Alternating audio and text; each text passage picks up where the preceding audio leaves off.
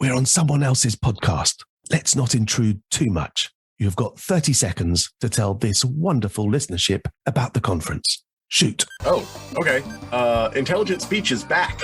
Again, it's a conference that brings together your favorite educational podcasters with their fans in an intense one-day online extravaganza. It's all happening online on June 25th, starting at 10 a.m. Eastern Standard Time. Between the 3 keynotes and the 42 individual sessions and roundtables, it's a 3-ring circus of online content. Wow. What are they going to be speaking about? Our theme this year is crossings of one form or another. Very arty, very chic. Amazing. Where can people get tickets? Intelligent Speech Conference, all one word, .com. And tickets are $30, but if you act now, you will get the early bird special of $20. And if you use this show's promo code, which hopefully the host will shortly provide, you will save an additional 10%. Wow! Cue rousing music.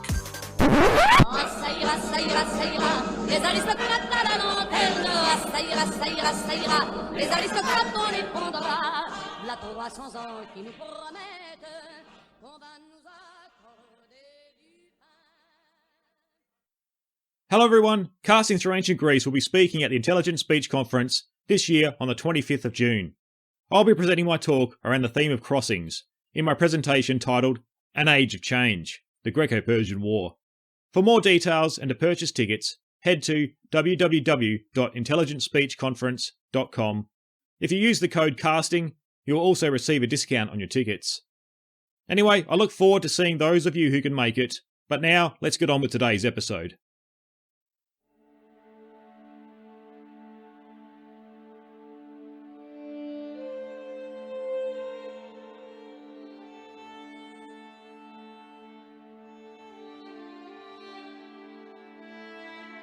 Initially, the Athenians commanded autonomous allies and made their decisions in General Congress.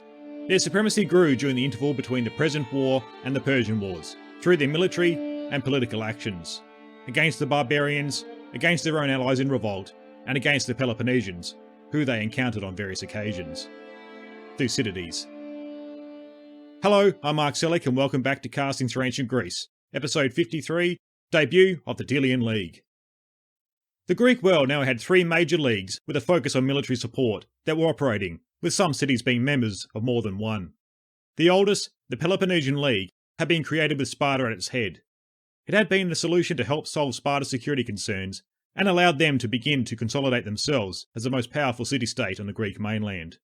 In general, Sparta held most of the cards, with all members having to swear an individual alliance to them. The other states had no responsibility to one another. Further to this, Sparta would decide when the League would meet, and were usually able to influence the smaller polis to ensure their agenda was met. The Peloponnesian League would also be primarily a defensive league reacting to events. The tribute system of the League would see it not being able to act in a dynamic way, since payments of men, resources or money would only be required when at war. No provision existed to fund the League during times of peace. The Hellenic League would then be formed to face a particular threat, the Second Persian invasion of 480 BC. This would see a small collection of Greek city-states come together to defend Greek lands. These different city-states would all have varying interests within Greece and the Aegean. Once the immediate threat of the Persian invasion had been defeated, the different interests would begin to come to the forefront of the League. This would test the relationships that had been formed to unite against the outside threat. Now, the interests, especially those of Athens and Sparta, would see disagreements over the direction of policy in the Aegean. As we then saw last episode, Athens, at the insistence of the Eastern Greeks, would take command, though what they led would develop into something different. This would lead to the formation of yet another league, which would be known as the Delian League, and would be focused on defending Greece from more Persian aggression. Though, unlike the Hellenic League, the Delian League would also look to the defence of the Ionians and other Eastern Greeks. Not only this, but it sought to protect their shared interests of all its members in the Eastern Aegean. So now that we've explored the formation of the Delian League, its objectives, and how it was intended to function, we are now going to turn to the early years of the League and its operations in the Aegean. This will see us looking at the actions the League would take in securing its security and interest from Persian influence. This we will see in campaigns along the Thracian coast and actions towards other threats, such as piracy in the Aegean. While we'll also see the League, or perhaps Athens, faced with how to deal with members who would look to leave the League. Though before we get started with the opening campaign of the Delian League, Let's first turn to one of the Athenian generals who would lead these campaigns, and who we have yet to introduce ourselves properly to, Cimon. None of the previous successful naval commanders would be selected to lead the opening operations of the Delian League, but it would be Cimon, a relatively newcomer on the stage of Athenian politics. Cimon was the son of the famous Miltiades, who had been so influential at the Battle of Marathon in 490 BC. He spent much of his youth on the Chersonese, where his family had held control in the region. Though it is assumed he would have come to Athens with his father when he fled the region due to Persian activities. Cimon was born around 510 BC, which would have made him around 20 years old at the time of the Battle of Marathon. This would have likely seen him as participating in the fighting there, though our sources are fairly quiet on his past this far back. Cimon is described as having grown into an attractive man, Plutarch telling us the poet Ion having related him as tall and athletic with long curly hair. We get some glimpses into Cimon's life before and during the Persian invasions, and before he would come to prominence. As we have seen, Miltiades suffered a downfall after the first Persian invasion, when he would be engaged in other activities in the Aegean after Marathon. This would see him up on charges of corruption, and would be given a jail sentence as well as a hefty fine to pay back to the state. Miltiades would end up dying in prison from wounds he had sustained during his Aegean venture. This would see his debt left unpaid, and in Athens, debts were always passed down in the family, now seeing Cimon inheriting it and responsible for paying it in full. Diodorus also indicates that he would repay some of his father's jail time. So Cimon would take on this debt in his early 20s, which was a considerable amount. The original fine was for 50 talents. 1 talent was about equivalent to paying a skilled worker for around 9 years, or would pay an entire trireme crew for a month. Though this burden would not ruin Cimon and his political future. Plutarch does record one explanation in how Cimon was able to rid himself of his debt quite quickly. After his father's death, he had been left in charge of raising his sister, or half-sister. Supposedly, he was then approached by an influential, and more importantly, wealthy Athenian noble, Callias, who offered to pay Cimon's debt if he could have his sister's hand in marriage, which was agreed to, supposedly by him and his sister. We then hear by the second Persian invasion, Cimon was quite wealthy, the debt not having bankrupted him, Plutarch's story providing a reasonable explanation. He was a part of the class that could afford to own and maintain horses, as he would be part of the cavalry. At this stage, he was also involved in politics and part of the opposing faction to Themistocles. We hear about these points in Plutarch's account, where he was willing to fall in line with Themistocles' naval policy, while also providing an example to others in the opposing factions. Plutarch writes, "For when Themistocles, upon the Median invasion, advised the Athenians to forsake their city and their country, and to carry all their arms on shipboard, and fight the enemy by sea, in the straits of Salamis, when all the people stood amazed at the confidence and rashness of his advice, Cimon was seen, the first of all men, passing with a cheerful countenance through the Ceramicus, on his way with his companions to the citadel, carrying a bridle in his hand to offer to the goddess, indicating that there was no need for horsemen now, but mariners. There, after he paid his devotion to the goddess, and offered up the bridle, he took down one of the bucklers that hung upon the walls of the temple, and went down to the port, by this example giving confidence to many of the citizens." We also receive some other anecdotal descriptions of his character through Plutarch, who is a very rich source of these on many ancient figures. He tells us that in his early adult life he did not appear to be headed for any sort of greatness, and was known for his heavy drinking, while also being unrefined. Perhaps this unrefinedness would continue, as for when he grew a little older and became prominent, he would be a friendly figure towards the Spartans. His fellow Athenians would also comment on how he resembled a Spartan with his mannerisms and speech. He would also end up having twin boys, of whom one he would name Lacedaemonius, who when he grew up would also become an Athenian general. Though as Cimon came to adulthood, he would be described as being the superior of the past Athenian figures, such as his father, Miltiades, and the architect of the Athenian navy, Themistocles. Plutarch says, "All of the other points of Cimon's character were noble and good. He was as daring as Miltiades, and not inferior to Themistocles in judgment, and was incomparably more just than either of them. Fully their equal in all military virtues. In the ordinary duties of a citizen at home, he was immeasurably their superior." But let's now turn to Cimon's first actions with the Delian League, as the solely elected general to command the fleet. One thing we do need to point out here, before continuing, is that these early years of campaigning, like much of the 50-year period, are basically given summary treatment by Thucydides.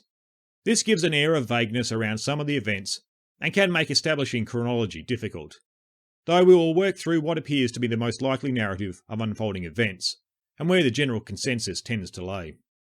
Also, the events around Cimon's campaigning that Thucydides presents in his work were designed to highlight the growth of Athenian power.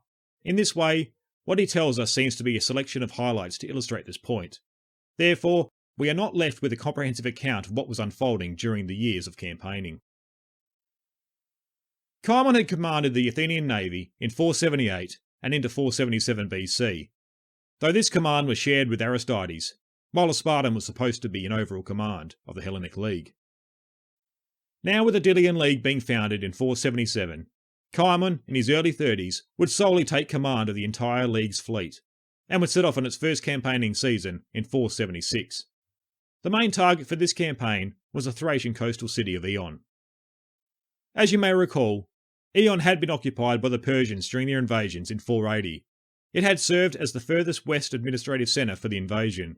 With the Persian defeat, we would hear that the Thracians had made the Persian withdrawal very uncomfortable, though it would appear certain cities would remain with Persian influence, with those along the coast appearing to be more easily supported.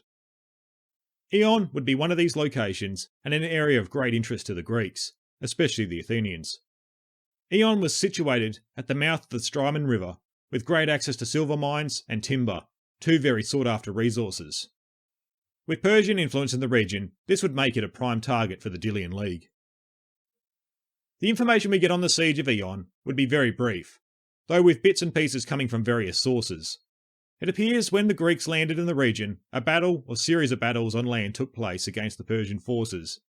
After the Greeks were victorious in these battles, the Persians fell back into the city walls, where a siege then developed. With the city now under siege, the Delian League then began focusing on the local Thracians in the region, who supplied the Persians in Aegean. Through these actions, they drove many of the tribes out of their lands. This now allowed the League to focus on reducing the defenders at Aegean. According to Pausanias, in his Guide to Greece, Cimon would employ engineering measures to help bring the siege to an end.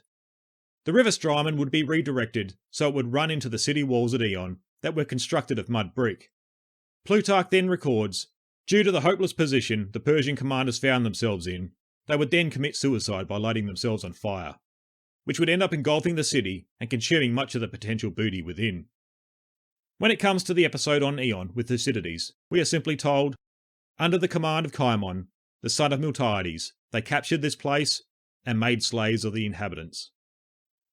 We also hear, now with Aegean under control and the land surrounding it devoid of the local Thracian tribes, the Athenians would colonise the area and take full advantage of the resources that could be tapped into.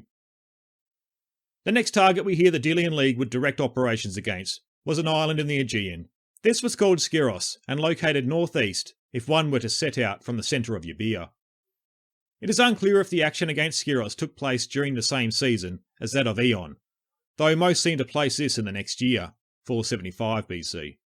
Sieges were usually a time-consuming operation, plus if the League had fought a series of battles against the Persian garrisons in the region and had cleared the surrounding lands of the Thracian tribes, one would think this would have occupied a number of months. By the time Aegean had been secured, the weather was probably not favourable to set sail into the Aegean. This would have also allowed time for the Athenians to have established settlers in the area before leaving. The campaign against Skyros would see different motivations for it to be targeted by the Delian League. Remember, the League had been created to supposedly protect their interests in Greece and the eastern Aegean against Persian influence, though it appears that the island still posed some sort of threat to Greek trade moving through the area. We are told that the island was occupied by the group known as the Dolopian, who had their origins on the Greek mainland in a region between Thessaly and Illyria. Plutarch tells us that the Dolopian, who had settled on Skyros, had neglected agricultural activities and had relied on piracy for many generations. It would seem for the island to have become a target, they must have been causing issues for Athenian trade or other League members who sailed through the region. Though it still can't be overlooked that these were still Greeks, and it is the first time we hear of the League, apparently defending against Persian threats, attacking other Greeks. Though another aspect that may have seen the attack on Skyros justified in the minds of the League members anyway, is that during Xerxes' invasion, they had Medized and been included in the Persian forces as Thessaly submitted. Ultimately, Cimon would direct the navy at the island, where the League would take possession of it, expelling the pirates. If we are to believe Plutarch, it was the Pelasgian inhabitants of the island that sought Cimon's help in ridding themselves of the Dolopian pirates, offering their city to him if they came to their aid. On this matter, Thucydides is more blunt, telling us the island was enslaved and then colonised by the Athenians.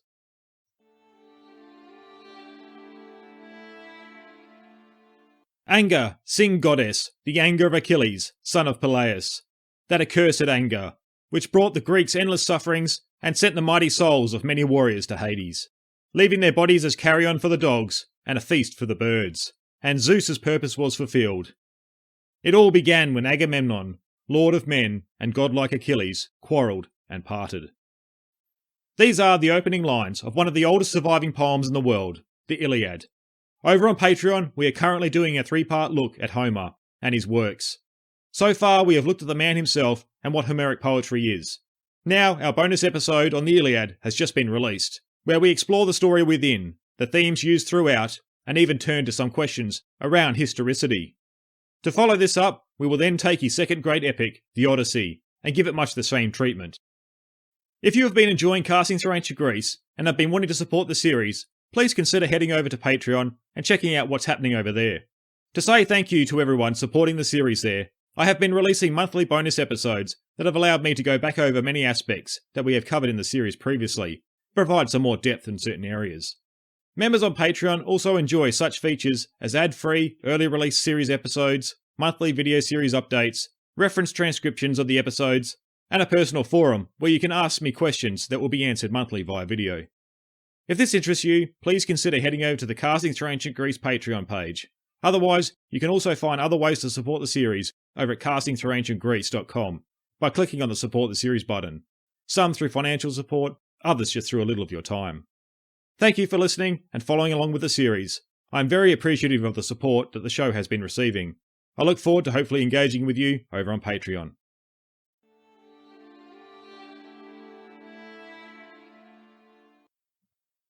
By this early stage in Cimon's military career, his popularity would have been steadily growing back in Athens due to his successes. Though his popularity would reach new heights, not through military conquests, but through a legendary figure of Athens' past. We have spoken in the past about the hero Theseus, and his exploits told through myth, such as his slaying of the Minotaur in the labyrinth on the island of Crete. But Theseus was also a foundational member of Athens' past, as she developed. Whatever the Athenian views were on his tales of adventure, they would take his role in the development of Athens very seriously. Thucydides records Theseus' role in the city's development. In Theseus, however, they had a king whose intelligence matched his power, and one of the chief features in his organisation of the country was to abolish the council chambers and the magistrates of the petty cities, and to merge them into a single council chamber and town hall of the present capital. Individuals might still enjoy their private property just as before, but they were henceforth compelled to have only one political centre, namely Athens, which thus counted all the inhabitants of Attica among her citizens, so that when Theseus died, he left a great state behind him. So to the Athenians, he had united all the small villages and settlements spread throughout Attica, from being individual political entities to all being part of the same polis, Athens. All those who lived throughout these lands would now be seen as Athenian. Though, like many political figures in Athens history, Theseus would eventually lose popularity in Athens, where he would go into exile on the island of Skyros. Plutarch then relates to us that he would meet his end there, either through treachery by the ruler of Skyros or by accident, being dashed upon the rocks below a cliff on the island. Cimon was fully aware of the tale, and he was also aware that Athens had been commanded by the oracle at Delphi to recover Theseus' remains, so they could be brought home to Athens and given the appropriate honours. Apparently before the campaigns of the Delian League, Skyros had been approached by Athens in regards to this matter. However, they had scrubbed from their memory this event, and refused the Athenians to conduct a search of their island. Perhaps this may have added to the reasons for Athens wanting to target Skyros during these campaigns. But now, with the Delian League having taken control of the island, Athens was in a position to mount a search for the bones of their long-lost hero founder, where Plutarch relates their discovery. But now, great inquiry being made, with some difficulty he found out the tomb and carried the relics into his own galley, and with great pomp and show brought them to Athens, 400 years, or thereabouts, after his expulsion. This act got Cimon great favour with the people. Cimon, having brought back the remains of one of Athens' founding heroes, while also fulfilling the commands of the Delphic oracle, and by extension the god Apollo, saw his popularity in Athens raised to new heights. Whether the remains Cimon brought back to Athens was really that of Theseus is irrelevant. What mattered was that Athens had believed this to be true, and this belief was more powerful than the reality of his actions. It would serve to boost the feeling of pride of the Athenians of their city, while it would also serve to boost Cimon's career. This tending to other matters on Skyros by the Athenians, and the pomp and fanfare that would develop back in Athens, wouldn't see the end of campaigning. The Delian League would continue operations in the Aegean in what appears to be perhaps 474 BC. By this stage, it seems the Persian threat had died down somewhat, as we don't hear of any engagements against Persian-held areas for the next few years. Though, what would take place in 474 would be the first example of coercion by the Delian League against another Greek city. This time their eye was on a city closer to the Greek mainland, one of the islands of Euboea, the polis of Charistus. Again, we have very little detail on the events around the Delian League's actions here, but it seems the island may have been approached to become a member of the League, with it seeming they had refused. The Delian League approach here was that they were looking to gain members as part of the League to prevent Persian influence from entering into Greek cities that would work against interests of their League. Secondly, while the League provided protection throughout the Aegean, they also took the approach that there was going to be no free rides for anyone. Charistus was in a position that was strategically important for Athens to protect. In 490, during the first Persian invasion, the city had been sacked and proved to be a springboard, with its large bay, from where the Persians could land in Attica at Marathon. So for this reason, Athens would ensure this region of the Aegean would be well defended. In return, they took the view that Charistus needed to pay their fair share towards the League for this protection, whether they wanted it or not. The other members of the League do not seem to have raised any objections to this action. As for them, it was hardly fair that Charistus should benefit from the League's activities for free, while they all provided money, ships and men. Though this would be an ominous sign for how the League would operate in the future. Again, the attack on Charistus is only given very limited treatment in Thucydides' account, with him only devoting one line to the action. Though, from what we have and the motivations around the city being targeted, we can perhaps draw some assumptions on some of the details. We hear that the rest of the cities on Euboea remain neutral in the conflict between the League and Charistus, this either indicating some of the other cities were in the process of becoming members of the Delian League, or others wanted to stay out of the League's radar and not be identified as freeloaders themselves. The conflict that did develop seems to have come down to a siege of the city itself. Whether there were any battles on the land or at sea, we're unsure. Ultimately, we hear that Charistus would surrender to the League, indicating they may have shut themselves within their walls. Though with no other support from their neighbours, and no possibility for resupply, it would only be a matter of time before they had no other option but to surrender. This seems to be the League's approach. We don't hear of any storming of the city or the like. Rather, the city would remain intact and independent, meaning it wasn't colonised like the previous actions. Their surrender would lead to the Delian League enforcing conditions on Charistus, the major one seeming to be ensuring they had become members of the League. Later on, the city of Charistus would be listed on the tribute list as being a member. From this enforcement into the League, it was most likely that they had been set a tribute amount to be paid, rather than having to supply ships and men. This would be the usual approach in the future when cities were forced into membership. I just want to stop at this point in the narrative before continuing on with the final campaign we'll look at this episode, to point out these were not the only events taking place of importance. So far this episode may give the impression that there was campaign after campaign taking place each year, with nothing else of much note taking place. I've decided to follow the narrative of the initial actions of the Delian League, as it will come to highlight the evolution of the League and its priorities.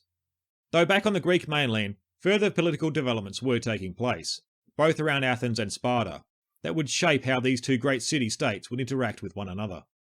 During these stages, it would be the internal workings within their own cities and the regions around them that would see certain figures gain influence and factions gain power, that would drive these policies forward on how the cities would view one another. It would not only be the actions of the Delian League and their growth that would see tensions come to a head, but the political manoeuvrings and policies being developed back on the mainland would have just as much, if not more, impact on how events would unfold over the years. We need to keep in mind that the issues and the reasons for leading to the breakout of the Peloponnesian War are multifaceted and complex, and in this early stage, the information on events and developments that we have access to are brief at best. Though, don't worry, as we will be spending an episode in the near future where we will look at the political developments taking place back in Greece over the same period that these initial actions of the Delian League were taking place. We know Cimon wasn't on campaign all year every year over this time. He would be back in Athens throughout the campaigns. For him to raise to such political heights, he could ill afford to be absent from the politics of Athens for prolonged periods, though this would be another aspect that we will explore. Also, like I've pointed out, this narrative of campaigning that we are looking at served to summarise Thucydides' explanation of Athens' rise in power, though the League would also be engaged in other operations and activities during these years. We just don't get a description of them for the most part, but we do get one glimpse into the fact that they were happening. This was in the events around the Spartan regent Pausanias' actions, which we covered in the episode Cracks Appear. Well, it seems the Delian League became involved in matters somewhere around 475 BC, where they sailed back for Byzantium. This was when Pausanias had returned back to the region after initially being recalled to Sparta. He was now in Byzantium on his own accord, and from what we are told, to further his position with Xerxes. It is unclear what transpired in Byzantium, but it almost seems as though he had become a sort of tyrant of the city. This coming across through the extravagant life he would live while there, while also having a bodyguard, before he was expelled from the city. Anyway, I just wanted to highlight the fact that there were other events taking place throughout this period, and a number of them will be revisited in more detail when looking at the political situation back in Greece. But let's now continue on with the last campaign that we'll look at this episode. This next campaign will now see the League engaging in an action against a city that would be a new development in their course forward. By this stage, the League had been in existence and campaigning for some 6 to 7 years, with it now being 471 BC, though a date of 467 is also cited for this action.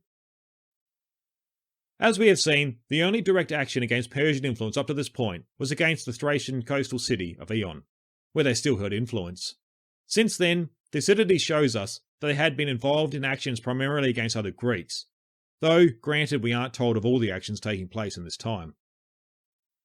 Though we are given the impression that operations were taking place to secure the interests of the Athenians and the Delian League, no matter who it was against. This next action would take place against the island of Naxos, the home of the god of wine, amongst other things, Dionysius. Naxos was situated just south of Delos, home of the treasury, in the South Aegean. Naxos had been one of the original members of the Delian League. Being situated around midway in the Aegean, they had trade connections with both the Greek mainland, east to Anatolia, and through the Hellespont. In addition to this, Naxos suffered greatly at the hands of the Persians during their 490 campaign across the Aegean. If you recall, Aristagoras had proposed the capture of the island to the Persians, but failed in his attempt. For failing to submit to the Persian Empire, the island was devastated some 9 years after, when the Persian fleet was making its way towards Athens. So as we can see, Naxos had a very good reason for wanting to be a part of the Delian League. They had commercial interests, as well as the Persian threat, still a very real living memory. However, even with these reasons, Naxos had come to the decision to leave the League, but all of our ancient sources remain quiet on the reason for this. Perhaps based off the information that we do have, Naxos had judged the threat the Persians pose as not so great anymore. The first year or two of campaigning seems to have been directed at Persian-controlled areas, but since then, we do not hear of any actions against the Persians.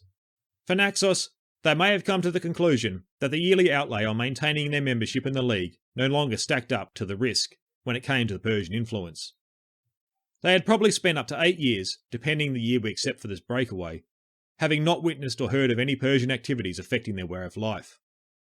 As time passes, with no signs of a threat that was being paid for at public expense, more and more of the population would begin to question the need for continuing the payments.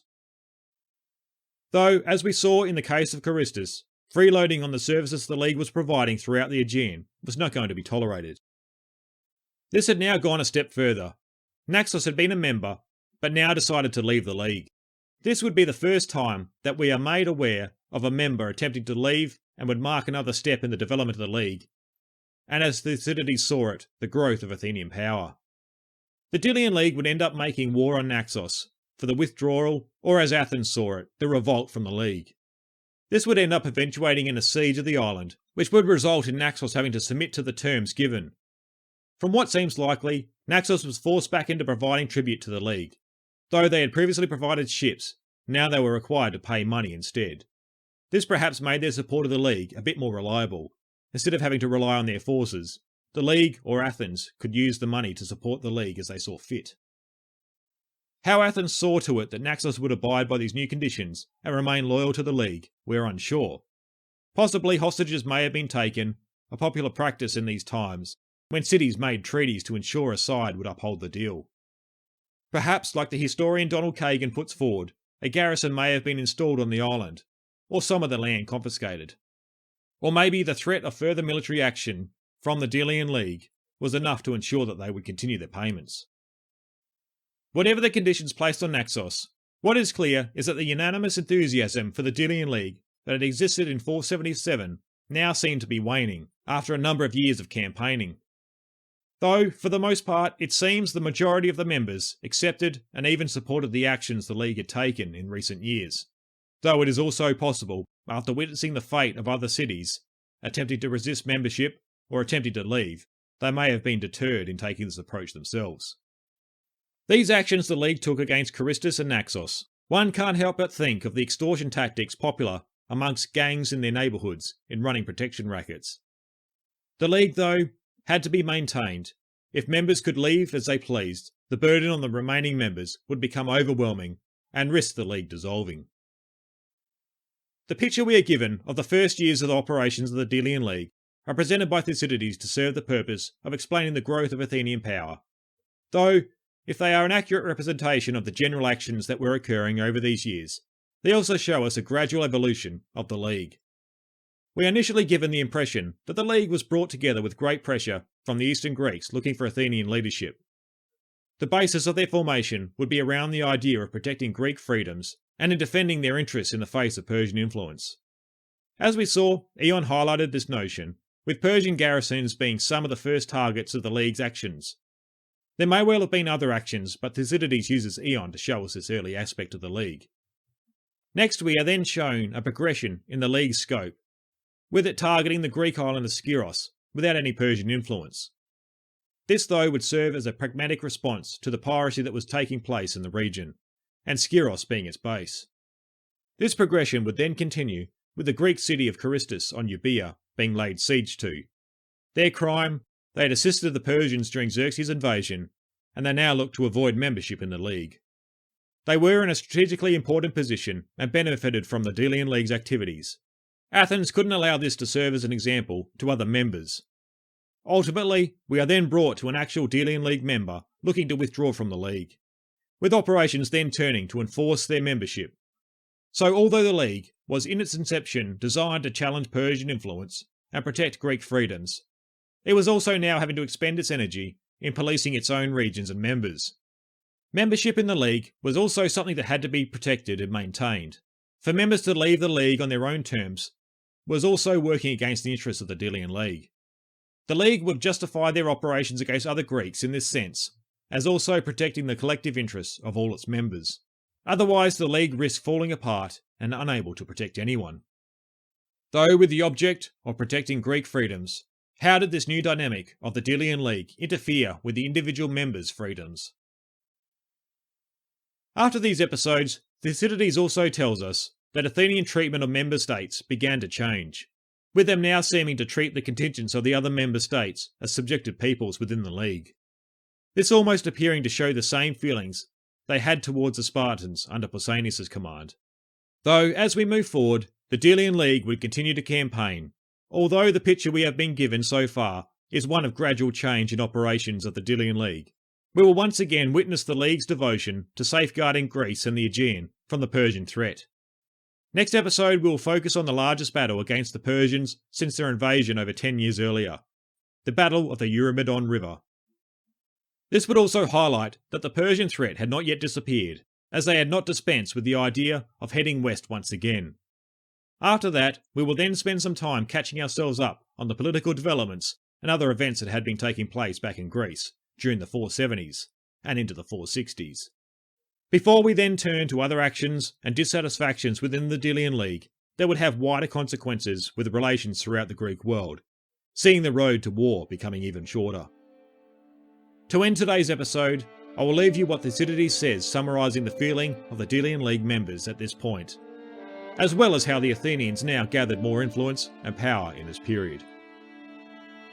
Of all the causes of defection that connected with the arrears of tribute and vessels, and with the failure of service, was the chief, for the Athenians were very severe and exacting, and made themselves offensive by applying the screw of necessity, who were not used to, and in fact, not disposed for any continuous labour. In some other respects, the Athenians were not the old popular rulers they had been at first, and if they had more than their fair share of service, it was correspondingly easy for them to reduce any that tried to leave their confederacy. For this, the allies had themselves to blame, the wish to get off service making most of them arrange to pay their share of the expense in money instead of ships. And so, to avoid having to leave their homes, thus while Athens was increasing her navy with the funds which they contributed, a revolt always found them without resources or experience for war. Thank you everyone for your continued support, and a big shout out to all those who have found some value in the series and have been supporting it on Patreon and other various ways. Your contribution has truly helped me grow the series. I would like to give a personal shout out to Akalia, Mike Swanson, and Harry Krishna Matar, who all recently signed up as supporters on Patreon. I greatly appreciate your decision to do so. If you have also found some value in the show and wish to support the series, you can head to www.castingthroughancientgreece.com and click on the Support the Series button, where you can discover many ways to extend your support to helping the series grow. Be sure to stay connected and updated on what's happening in the series, and join me over on Facebook or Instagram at Casting Through Ancient Greece, or on Twitter at Casting Greece. And be sure to subscribe to the series over at the Casting Through Ancient Greece website. I hope you can join me next time for episode 54, Clash at the Eurymedon.